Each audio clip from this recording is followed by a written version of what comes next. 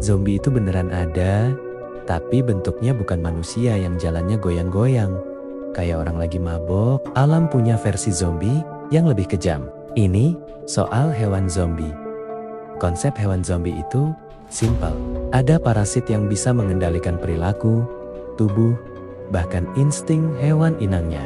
Inangnya masih hidup, tapi gak ngontrol dirinya sendiri lagi. Itulah sebabnya disebut zombie. Bukan karena mati, tapi karena kehilangan kemauan. Parasit ini bukan cuma numpang hidup. Ia mengambil alih sistem saraf, mengubah otak, mengacak hormon, dan memaksa inangnya melakukan sesuatu yang sebenarnya bertentangan dengan insting alaminya. Inang tetap bergerak, tetap bernapas, tetap hidup, tapi bukan dia yang memutuskan apa yang harus dilakukan.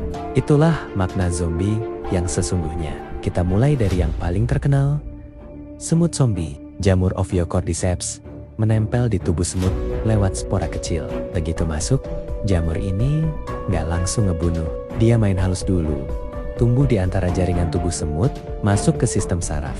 Lalu ngotak-ngatik sinyal yang bikin semut bisa bergerak dan mengambil keputusan. Perlahan, semut kehilangan kendali. Puncaknya disebut death grip. Semut dipaksa naik ke daun atau ranting di ketinggian tertentu. Ini bukan kebetulan, jamur tahu persis tempat paling ideal untuk tumbuh. Semut menggigit daun sekuat mungkin, lalu mati di situ. Setelah tubuh semut berhenti bergerak, jamurnya tumbuh keluar dari kepala, membentuk batang panjang yang melepaskan spora ke bawah, menyebar ke semut lain.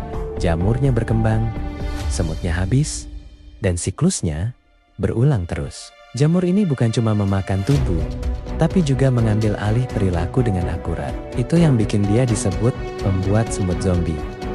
Lanjut ke siput zombie, cacing parasit Leucochloridium punya strategi yang gak kalah sadis. Siklusnya dimulai ketika parasit masuk ke tubuh siput melalui makanan. Begitu masuk, dia bergerak ke tentakel mata siput dan mulai membengkakkannya. Hasilnya, tentakel itu berubah warna jadi hijau kuning, mencolok, dan berdenyut pelan, mirip ulat hidup. Parasit ini tahu kelemahan burung.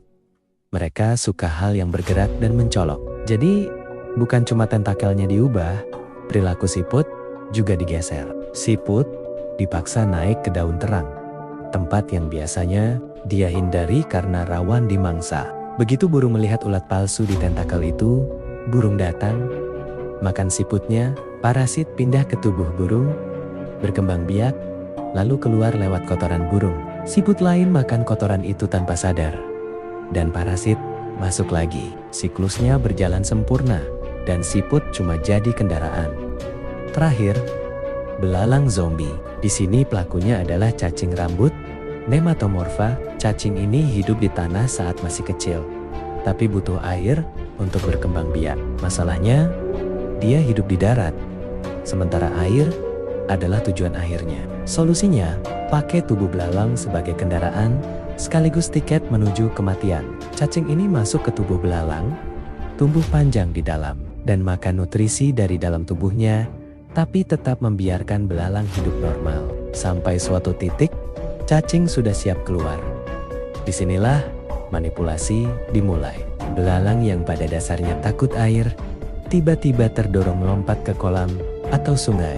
Ini perilaku bunuh diri yang jelas-jelas gak wajar. Begitu belalang menyentuh air, cacing keluar dari tubuhnya, panjangnya bisa sampai beberapa kali ukuran tubuh belalang. Setelah cacing keluar, belalang biasanya mati tenggelam atau sudah kehabisan energi. Cacingnya hidup, belalangnya jadi korban. 3 contoh ini nunjukin satu hal.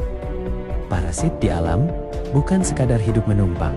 Ada yang sampai bisa mengendalikan perilaku, memaksa hewan melakukan hal yang berlawanan dengan insting alaminya. Semut dinaikkan ke daun dan dimatikan dengan rapi. Siput dipaksa tampil mencolok biar dimakan burung. Belalang diceburkan ke air tanpa alasan.